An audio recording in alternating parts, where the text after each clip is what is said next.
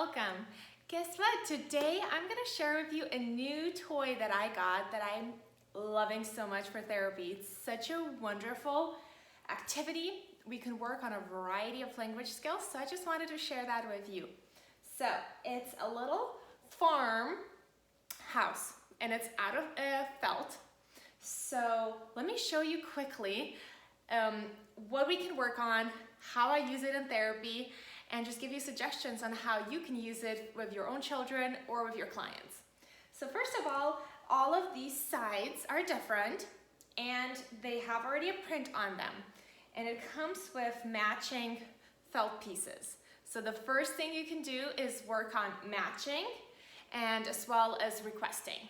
So for example, we have horses here, and it has already so many language concepts built in. It was actually designed by a speech and language pathologist, so it does work on concepts such as plurals, opposites, just a lot of adjectives, pronouns, prepositions. Really great for preschool age children. You can work with older ones as well as with younger ones just on some simple basic language concepts. So what I typically do is I have the child select which scene we want to work on, and then we start matching items and then talking about it. With the older kiddos, this is perfect to work on story retell, making up their own story, sequencing, so it has a lot of possibility. You can target so many language goals with just this one little barn. Okay, so let's say my child requests horses. So we have 2 horses, so we work on the plural. Can you match it? Ready? Let's see. Oh, right there. Awesome, good job. What's different about this and this horse? One is little and the other one is, so you work on filling in blanks to use opposites or just descriptors. This one is big, this one's small, this one is tall, this one is short, things like that. Again, you have another trial here with the rakes. One is tall and one is short. Here we go.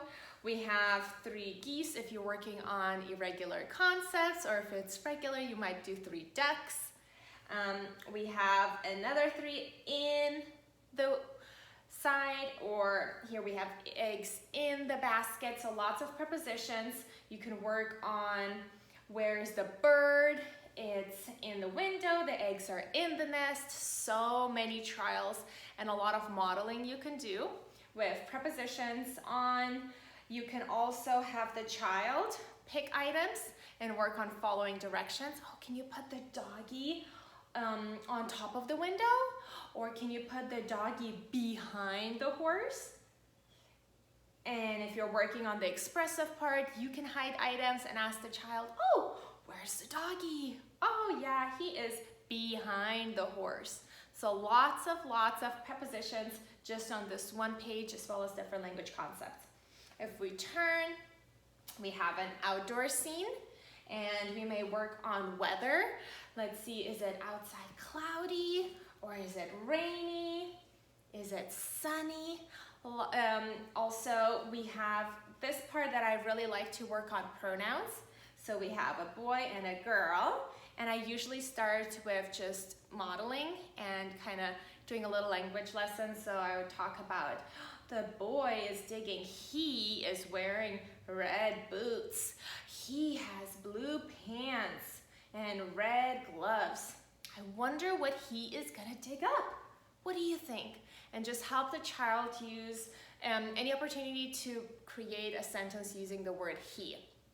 And then the same thing with she is wearing a yellow hat and she has a white shirt. So if you're working on receptively identifying pronouns, you may have, oh, can you show me where's he? Have the child point to it. And then if you're working on the expressive part, you may ask, okay, let's play a game. Do you think you can find or tell me who is wearing a yellow hat? And then the child would say she is, or she. And then if the child is using longer utterances, we may work on she is digging, he is digging, things like that. On the other side here, we have another outdoor scenes with geese flying in the sky. Usually I use this one for directions as well. So can you show me how the geese fly over the tractor? Okay, can you put the horsey under the tractor? Things like that. And again, you can ask the expressive parts. So you would put things out and then ask the child to label where the items are or who's doing what. Additionally, you may make a fun game and have the child tell you what to do. That's always popular. Kids love telling grown-ups what to do. So I typically will put everything down. And I'll tell, okay, now it's your turn. You tell me what to do. You be the teacher. And then the child can direct you, tell you. And as they're doing that, you may model the correct words instead of just saying, oh no, that's not where it goes. You would just kind of redirect them and help them and guide them to use the right either pronoun or preposition or descriptors. So we have another scene over here.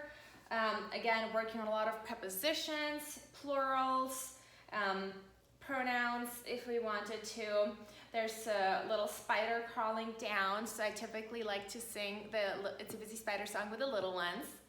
And then we have a lot of different animals just for labeling, pointing to a lot of the farm animals, which is a really great way to just do a lot of informal language bombardment. So it also has lots of shapes on here. We have the triangle, the square, circle, and a lot of different language concepts we can work on. The cool thing about this farm, I love working with the regular farm and barn toys, but this one actually folds up. So it's Velcro, and you can just close it up. How cool is this? So you can either use it on the ground and open it all up and have a lot of spaces to work with, or you can just fold it up. You can use just the one side or this one, and you can store it. So that's really huge for me as a mom and as a speech pathologist. I hate big toys because they take so much room up. So this is very, very easy to use. You can just fold it up, open it up, and it gives you also an opportunity to work on a lot of requesting. If the child has this, they might have difficulty with opening it up. So he or she may have to use their words, his or her words, to request open or help me put up and so on. So I'll put a link down below so you can see where to purchase this if you're interested. Again, any farm would also work on using a lot of these concepts. This one just already has a lot of these in it, especially with the plurals, prepositions, pronouns. So hope you enjoyed this little activity. Let me know if your children love it, as mine really enjoy it.